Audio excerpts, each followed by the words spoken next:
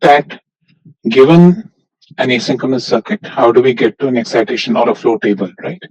And the way we did that, we've done this both for cases where we have a circuit which is made up of just gates or a circuit which is made up of latches also, right? And again, the algorithm is very similar to what you did when you did synchronous design. Is again identify what are all the different latches. Now, in this case, when we did latches, we identify the latches. That gives us an idea of how many excitation variables are there based on the number of feedback paths available. Once we have that feedback path available, then we find what the Boolean expression is. That is, relate the inputs to the outputs and find out what SI and RI are, right? Check and ensure that SR is equal to 0 so that you can use the reduced excitation function. And this is important to check because you always want to make sure that this condition is true. Otherwise, your circuit is a bad circuit, right? That is, you'll have to take extra precautions. So this always ensures that S and R are never going to be 1 at any time, right? So anytime you don't have this condition being true, then essentially it's not a great asynchronous circuit with an SR latch. So once you have the reduced excitation function, use that, find the Boolean expression, create a K-map, and then create a transition table. Right. So here, basically, given a circuit, you were able to get to the flow table. So now we're going to flip, like how we did in sequential. We're now going to start with the flow table and go back to the circuit and see how do we go retrace our steps back. Okay. So when we start doing that, the first thing we need to talk about is similar to the flip-flop, right? Remember when we did, for example, a JK flip-flop, right? If you look at JK flip-flop, what did we do?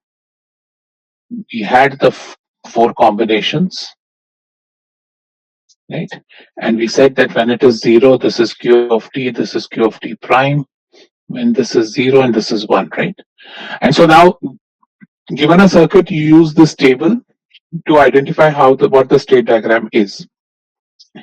And the other way you do that is to design using this JK flip-flop. What you did was, suppose you knew what Q of t is and you know what Q of t plus 1 is, then you need to identify what the states are, right? So, for example, when your initial state is 0 and you need to go to the next state 0, you can either reset the flip-flop or you can keep it in the same state. So we had 0x, 0 to 1 we had 1x, 1 to 0 we had x1, and 1 to 1 we had x0, right? So this was the excitation table of the JK flip-flop, right? So this was your transition table, and this was your excitation table. So similarly to how we created an excitation table for the JK flip-flop, let's create a an excitation table for the SR latch.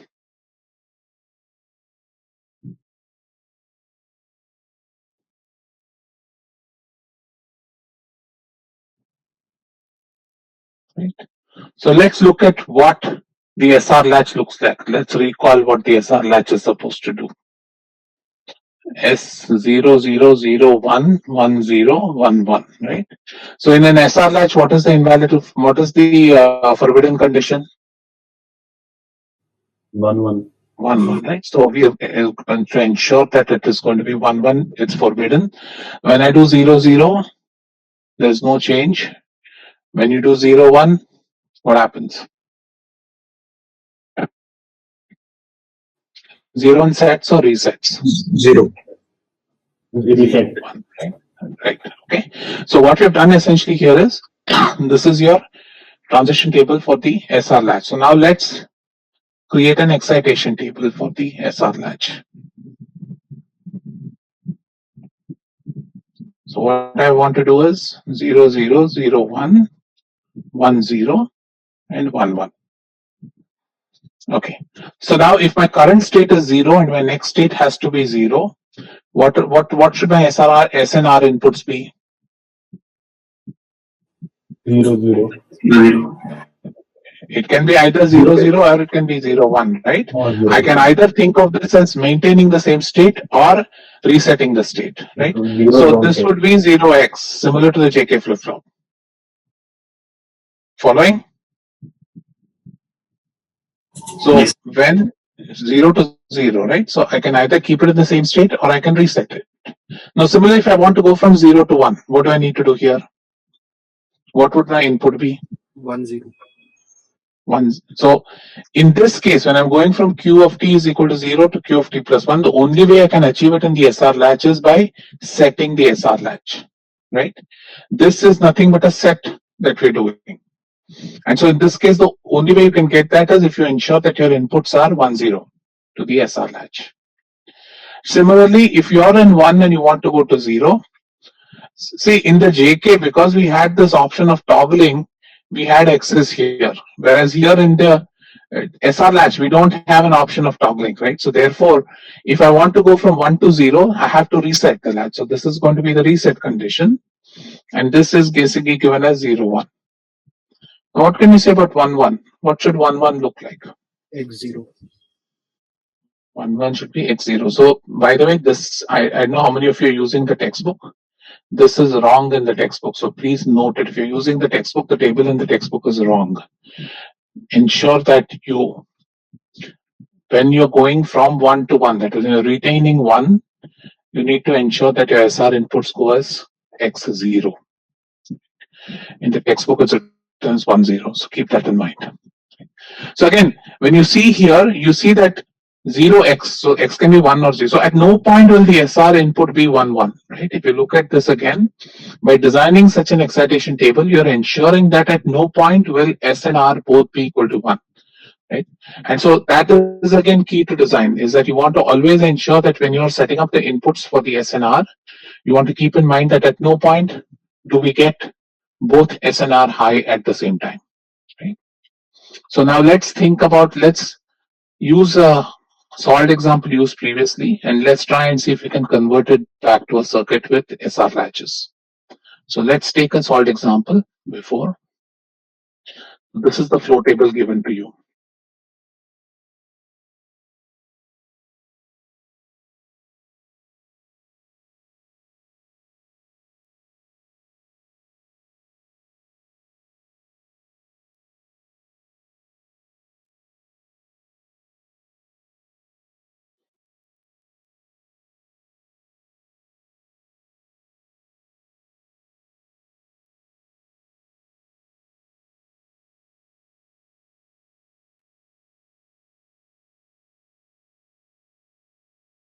Right? This is a flow table given to you. So from this, suppose this table is given to you. You're asked to design a circuit which gives you this flow table. Right? That's the question that we want to identify. What is a circuit using latches? Use an SR latch, and we'll only restrict ourselves to SR latch design in this class. So using an SR latch, let's design a circuit which gives you this particular excitation table, flow table, right? So first of all, from this, how many latches do you think you need? 2. 2 or 1? How many latches do you need? 1. How many feedback? 1. 1. 1, right? Because this is your, again by convention, this is your secondary variable and these are your inputs, right? So you have only one secondary variable. So if you think about that, this is your transition table for capital Y and small y. So there's only one feedback path, right? So if there is one feedback path, then we can assume that there's only one latch required. Okay. So now let's first find out. So what is the expression for Y? From this, can you find out what the expression for Y is? What is the Boolean expression for capital Y? R prime S plus R prime Y. No, based on Y, X1 and X2. So X1 X2 prime plus Y X1. Right.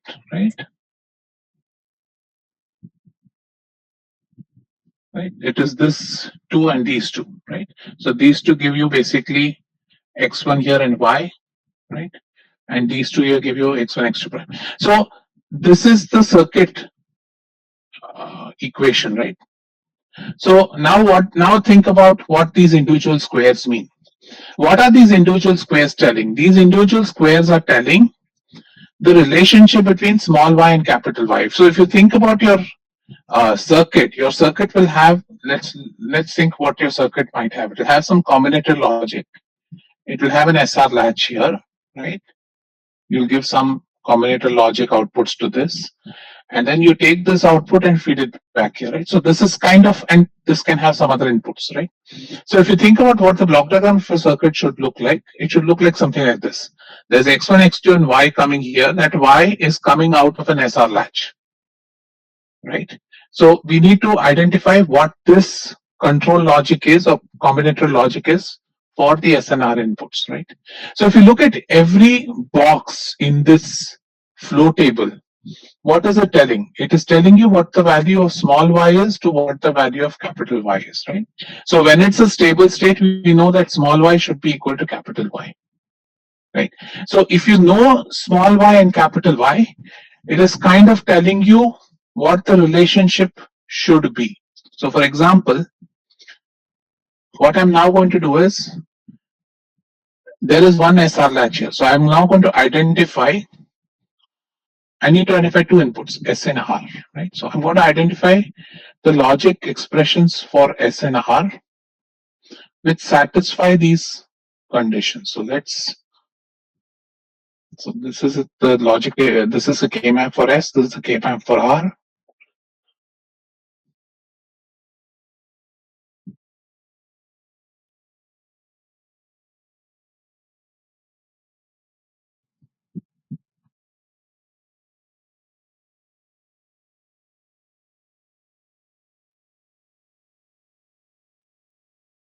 Right. So what I'm seeing here, so when my small y is 0 and my capital Y is 0, right? So I want to find the condition of the SNR such that in this stable state, right, SNR should be such that my capital Y and small y are equal to 0, right? So if you think about it, my initial state is 0, my final state is 0, right? So in that case, what should my SNR inputs be? My SNR inputs will essentially be 0 and x. Right? So what I will do here is, I will say for this, it has to be 0 and x. Similarly, when the state circuit is also stable when y is equal to 0 and x1, x2 are equal to 0, 1, right? So even in that case, my SNR should be this. Similarly, stable in y, x1, x2, 1, 1, right? So at that point again, this is what my SNR input should look like. Now, when I'm in 0 and 1, what does it mean? That my initial state is 0, my new state has to be 1. For example, suppose I'm in 1, 1, right? Suppose I'm in stable state 0, 1, 1, that is this point here, right? Now, if my x2 input changes from 1 to 0, then essentially my output has to go to 1, right?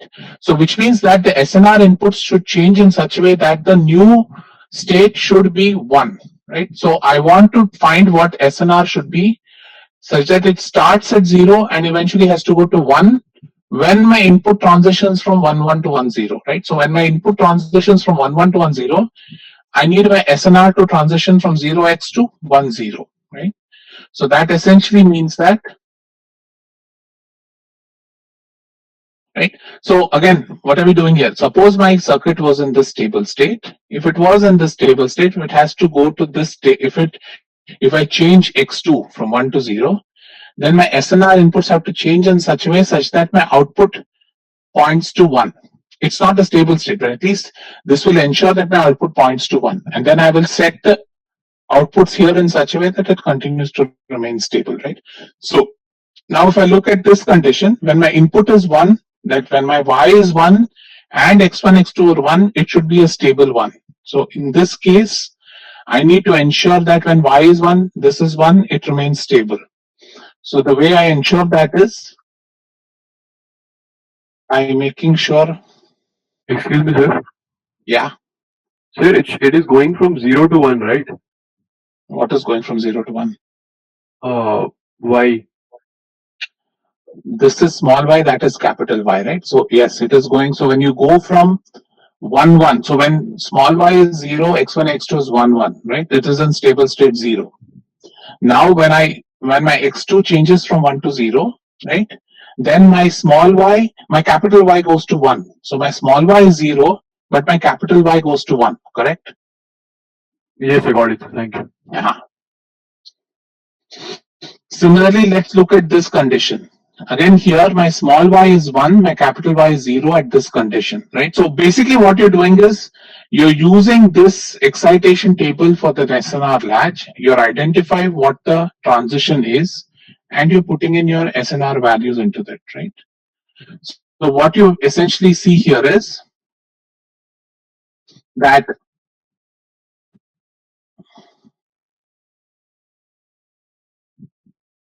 so if you look at 1 and 1, right? So this should again be x and 0, right? Now if you look at 0 and 1 and 0, right? So here you're going from 1 to 0. So my input should be 0, 1. So this becomes 0, 1. Again, here my capital Y is 0, my small y is a 1, right? So these are my two tables for SNR. Again, remember what we're doing here. We are basically mapping what the relationship between small y and capital Y needs to be, right? Because we're saying that when small y is this, my capital Y should point to whatever is written in this K map, right? And if small y is equal to capital Y, then we know it is in stable state. So if you think about your SR circuit, your SR circuit essentially looks like this, right? So which means that if I now design a circuit which has S and R in this combination, it is going to give me this flow table. So when you're doing SNR, you don't need to worry about what the stable states is because that is going to happen here, right?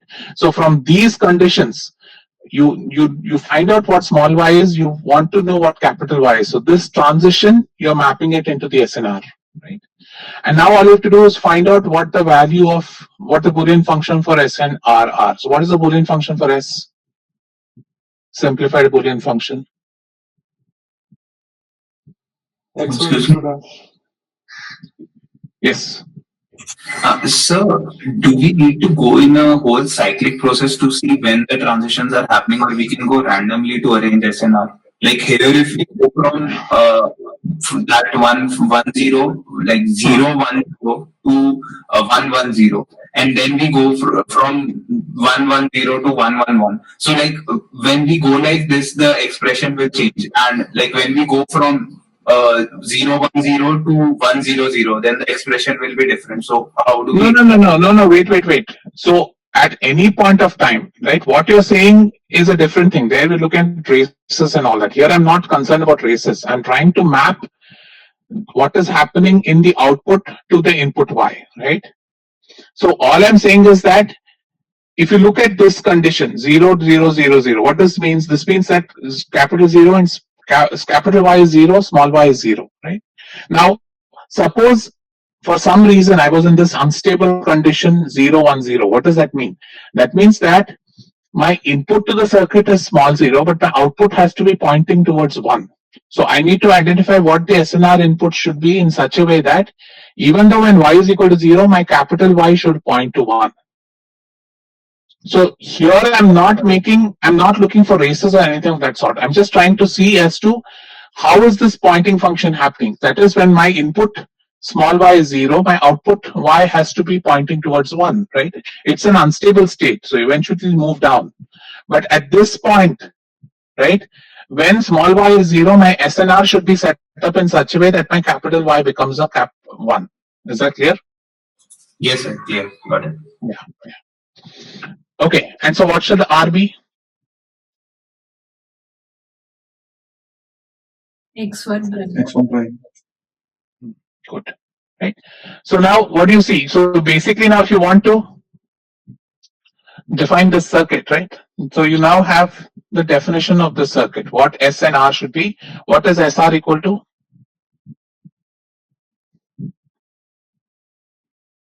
0. 0. Right? So this also ensures that your SR latch works. So this is the design of this particular transition table. Right? So this transition table can be implemented using just two inputs S and R, where you just take x1 prime to R, takes x1 x2 prime to the S input. And what you get essentially is, so your circuit is implemented basically as, so in this case, so explicitly you don't see a feedback path, right? If you look at this circuit, if you were to draw the circuit diagram, right, this is your output Y, and this is your x1, x2 prime, and this is your x1 prime, right? So this is the circuit implementation of this flow table. But the feedback path is within the SR latch. So remember that. Even though you don't see a feedback path here, the feedback path is within the SR latch. Right? So if I were to draw the full circuit, you can open up the NOR gates and then draw the entire circuit as a combinatorial circuit if you want. Clear? So this is the circuit which is going to give you this flow table. So I had a doubt. What if we, for some logic function, we don't get SR is equal to If you don't get SR is equal to 0, then you should question who gave you the square. Your question is essentially wrong, right? It's not a stable circuit. Right? If your SR is not SR has to be 0, right? If SR is not equal to 0, like if you have a condition where SR comes out to be some x1 or some x1, x2, y, something like that, that means that that's not the right, it's a bad circuit, right? It essentially means that the circuit will go into forbidden state and will mess up your values. So that means that whatever the flow table given to you was for a bad circuit. Or we should make a circuit without using this method. I'm sorry? Like if SR is not 0, then it means we should not implement that table with SR latch. Correct. You can. So we will look at some other ways how to implement this using a combinatorial circuit. I'll teach that. Right now, let's do the SR latch because it's simpler, because it follows the same logic as flip flop. We can then look and see. But generally, when SR is not equal to 0, you're right. You can try to implement using a combinatorial circuit. It will generally end up being a race critical circuit. So at least for our class, sorry, repeat it. So using this method, so we'll never get SR not equal to 0 if you follow this method. Yes, in this method you'll never get SR not equal to 0. And so that's my point, is that in this class we won't really go into race critical design. So in this class we'll keep it simple, so most of the times you'll be able to find a condition which works, right? And we'll clearly specify whether we want you to use an SR design or use a combinatorial circuit design. So all that will be clearly mentioned to you. Once we do a word problem, I plan to do that once we finish a couple more examples here. When we do the word problem, you'll understand we'll use the same concept. We'll first find all the different states, then we'll reduce the number of states, then we'll think about how to do the design, okay? So hold on to your horses. We'll get to that once we do another example. Okay, so let's do another. So again, this is another question. I want you to design this circuit using SR. Yeah, is there a question? Yes, so in last class we did a question where there were two SR latches, and there we said that there is two feedback paths, but those two feedback paths were outside the SR latches. Shouldn't the total Correct. number of feedback paths be equal to 4 in that? I mean, draw the circuit out and then show me whether there are 4 paths. Yes, Open up the SR latch and open up the SR latch using the NOR gates and then show me what the feedback is. Okay. Yeah.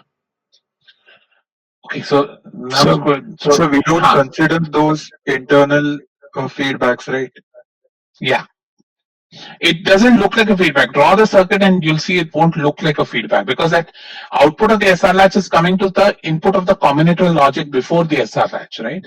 So that becomes part of the combinatorial logic when you open it up as an OR gate. So that's what I said. Try opening up the SR latch and seeing how the circuit looks like.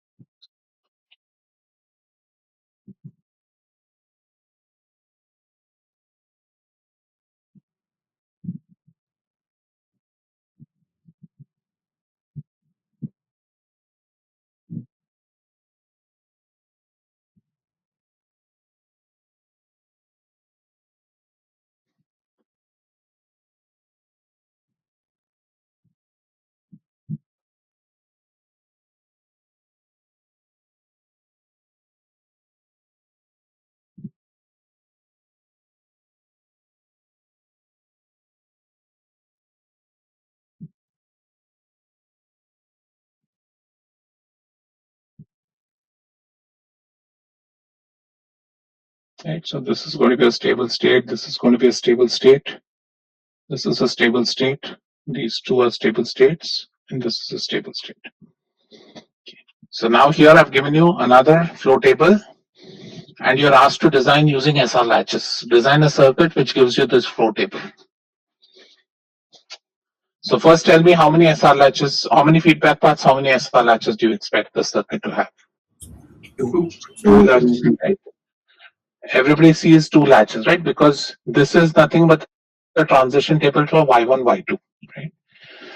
So, and how many inputs? There are two inputs and two secondary variables, right? X1 and X2 are the two inputs, Y1 and Y2 are the secondary variables. So again, in this case, how do you approach this? Is basically go back to the first. So let's go back a couple of slides and let's think about what we did. I just want you to. We're not doing anything new here. Yeah. So let's look at what we did here, right? When we were a combinatorial circuit, what did we do? We essentially found out what Y1 and Y2 were using, and then from the Boolean expression, we found out the K-map for Y1 and Y2, and then we put it together to get the entire K-map for capital Y1, Y2, right? So now we're given this, so go back. So again, when you're given something like this, your first step would be to break this map into two maps, one for capital Y1 and one for capital Y2, right? So again, I'm just retracing the steps as what we did when we analyzed the circuit, right? So here I'm going to break it into two maps, and each map will have its own RS. So you understand logic, right? So I will make a map for Y1, I'll make a map for Y2, and then I'll make a map for S1, R1, S2, and R2, right? Because this Y1 will have S1, R1, this Y2 will have S2, R2, right?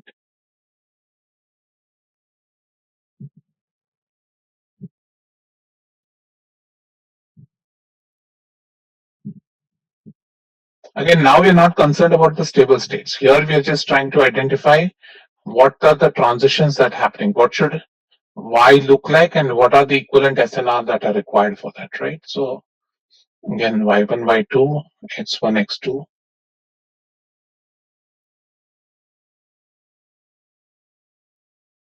Right.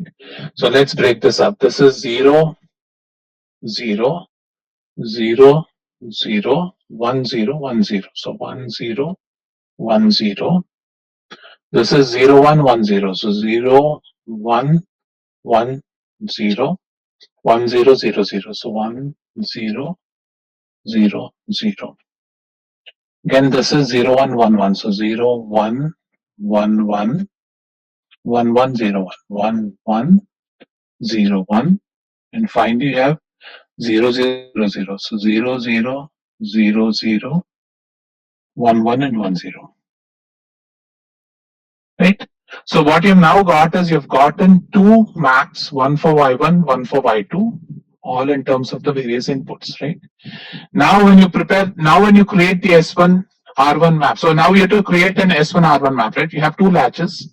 Latch output one, first latch output is say Y1, second latch output is say Y2, right? So now we have to create a map for S1 and R1 of Y1. So when you're doing that, how would you, so let's create the S1 R1 map for Y1.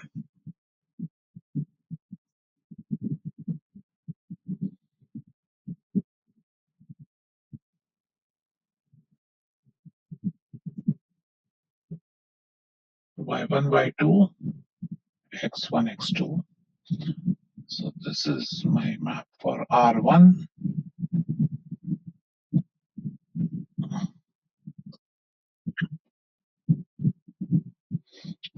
So this is my map for S1, this is my map for R1. Y1, Y2, X1, X2.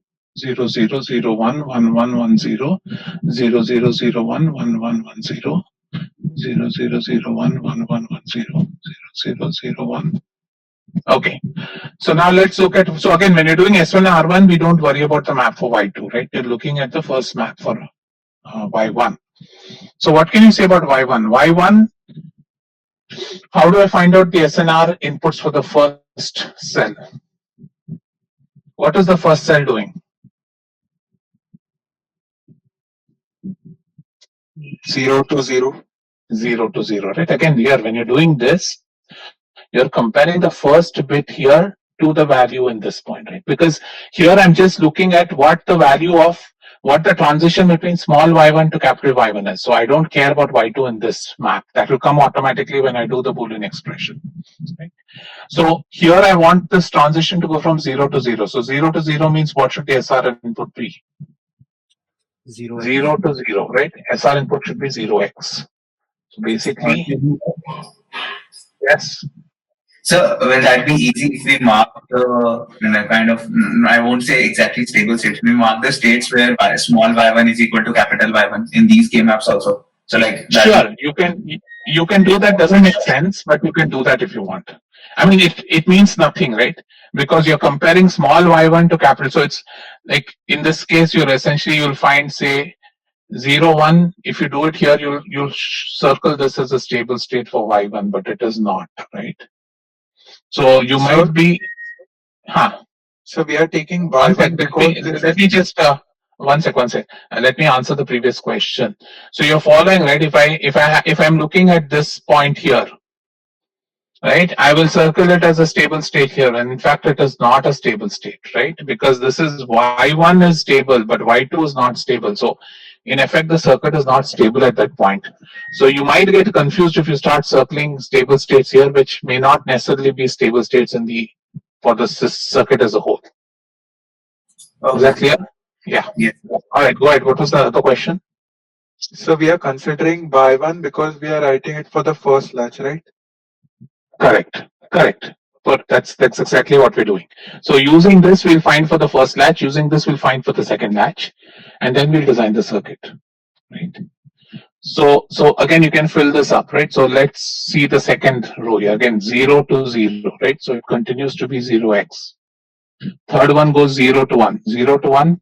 What is the condition? 0 to 1. It's 1 0. So I fill that up. Similarly, 0 to 1. So it's 1 0 again. So go down the same path. So all these are zeros, and so this goes from 0 0. So this is going to be 0. 0 to 1. So that's going to be 1 0. 0 to 1. It's going to be 1 0. Right. 0 to 0. It's going to be. Similarly, fill up the rest. So you guys can do that. This becomes 1. Please double check my work.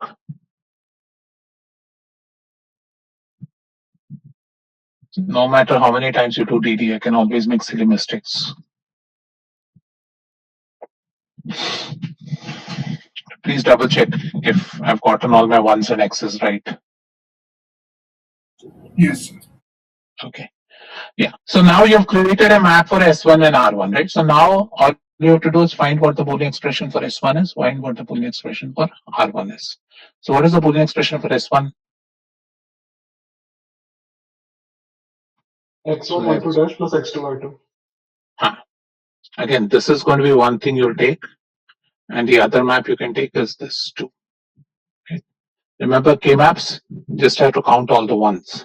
So this is going to be x2 y2 plus x1 y2 prime. And similarly for R, what is your expression? x1 prime y2 prime plus x2 prime y2. Correct. Again, you're taking, this is one box you'll take, and the other box you'll take is these two. Right? And so you get x1 prime y2 prime plus x2 prime y2. Again, double check. What is S1 R1 equal to? See, when you take the product term, x2 is here and y2 is here. So when it products with the first term in R1, you're going to get a 0 because there's a y2 prime here. This one has an x2 prime. So this term ANDed with either of these terms gives you a 0. Similarly here, x1 is there, x1 prime is here. So this ANDing gives you a 0. And here y2 prime is there, this is y2. So the ANDing of this term gives you a 0. So again, the way we've used this algorithm, S1 R1 remains a 0, right? So similarly, we can do the same thing for Y2, right? Do you want me to do it, or can you guys attempt it? So we do it. Yeah. So let me give you the answer. You can double check. So you will see. Then please verify my answer. S2 would be x1 prime, x2 prime, y2, and R2 will be x1 prime, y2 prime plus x2 prime, y2 prime. Right. Again, because y2 prime is present in both these terms and y2 is present in S2, S2 R2 again goes to 0. Right. And so how would you design the circuit now? Basically, you're going to have two SR latches. This is going to be Y1, that is going to be Y2.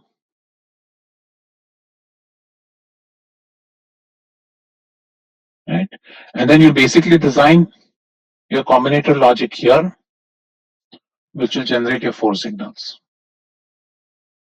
So this is going to be a combinator logic. It's going to take in X1, going to take in X2, it's going to take in whatever Y1, and it's going to take in Y2, right?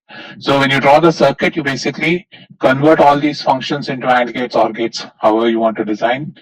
If you feel mux is better, you can use a mux. Again, depends on how you want to design the circuit. And then you draw the circuit out. Okay? So can you show the previous slide for a second? Sure.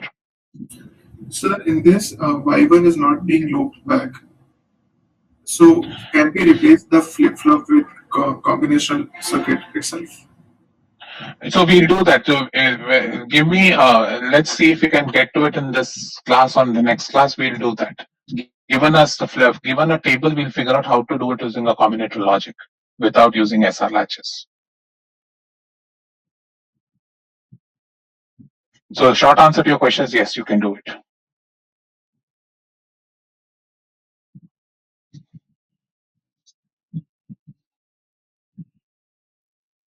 Okay, so let's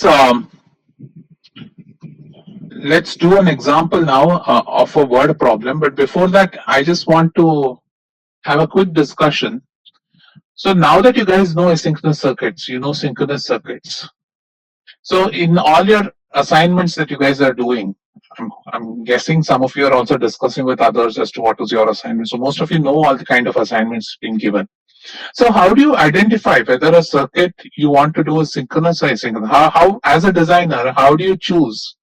Should I implement using an asynchronous circuit or should I implement using a synchronous circuit? How do you guys come to conclusion? If it's counting something like the pipette problem or the car parking problem, or how many people enter the room or exit, then we'll need a clock for the counter. And if it's something that is triggered by an input, then maybe it's asynchronous. So there's people entering the room, right? Is it purely a synchronous circuit or is it an asynchronous circuit? Can be asynchronous as well, right? Like if Yeah, you are because it's circuit- triggered by the input of people, something. Correct, right? So again, I go back to my question. How do you make a decision? I mean, there is no right answer to the question, but I want you guys to think about it. How do you make a decision whether I want to do a synchronous circuit or an asynchronous circuit? So if you're sure about the frequency of the input coming in, then we can use a clock signal and make it a synchronous circuit. But if you're not sure if the input is regular, then we have to use asynchronous. I see. But in terms of so can you tell me some trade-offs? Suppose a circuit can be done both synchronous and asynchronous, right? For example, if you look at let's take a simple example of that person, of you counting the number of people entering a room, right?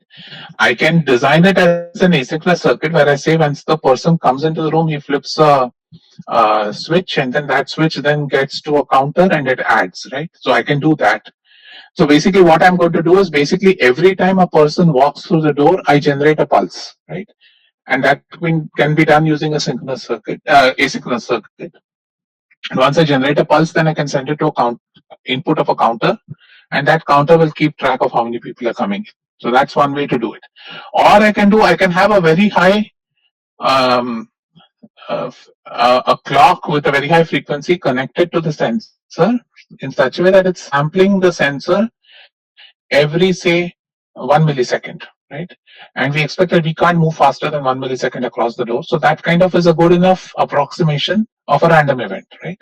So now if I have these two paths, which one, how would you guys decide which is better? Or do you guys feel both of them are similar? Like, are you starting to get an idea as to which one would you choose? Or what are the trade-offs of picking one design over the other? So sequential consumes more power and requires more hardware. Asynchronous. Correct. But Right. sequential So is also easier to design, and like, we don't have to worry about the problems. yes. So basically, you guys hit the nail on the head. So what I'm trying to say is, it's in real life, it's not necessary everything needs to be asynchronous or everything needs to be synchronous, right? Pick and choose what you're doing, but make sure you guys are aware of what the trade-offs are when you're picking one over the other, right? Because a lot of time when you're trying to solve a problem, you can, and this is where again, hopefully the assignment has given you an idea as to how to do assumptions. Because if you make sensible assumptions, you don't need to worry about corner cases, right? The assumptions kind of limit what your corner cases need to be. So whenever you design a system, you need to ensure that your corner cases are valid cases for the system. When I say corner cases is, you need to have some assumptions as to how you think the input signals are going to be, or how fast you think the circuit needs to respond, or whatever the case might be, right? So many times when you're implementing real world problems, it you can pick your corner cases in such a way that one of them tends to be slightly more advantageous than the other. And hopefully these assignments have given you an idea as to how to think about it. It's so while here we keep saying that, oh, do this path and that path, right? In the class, in the tests, I always tell you design using a Moore machine or design using a synchronous circuit. In reality, when you're implementing a real world problem, you may not have the luxury of somebody coming and telling you do it this way or do it that way, right? So in those cases, it is important that you figure out which is your best method you want to use. And as someone said, if you're comfortable with synchronous design and if you don't mind the additional cost, you continue to use synchronous design, right? And that's one of the reasons why a lot of classes, for example, don't go a lot into asynchronous design, because as I told you, asynchronous design has a lot of I won't have, looking at the way the semester is going, I won't get any time to discuss hazards with you, or any of the second order effects that we have to deal with in circuit design. But what happens with asynchronous circuits is hazards play a very big part in your design. So many a times, all that we're discussing in this class, you'll see that even though we think the circuit is fine, we'll have to put in additional precautions when you're actually going to employ that in the field, just because of random fluctuations on the inputs, which might sometimes put circuits in a state which you didn't predict to be in, right? So all those cases need to be thought out when you're actually thinking of a rigorous asynchronous design. So I thought I'd start the word problem, but what I'll do is it's already 45, so I will not start that. I will start that on Friday. So I'll stop today's lecture here, and I'll take any questions you have. Otherwise, all the best for the test tomorrow, and I'll see you guys on Friday.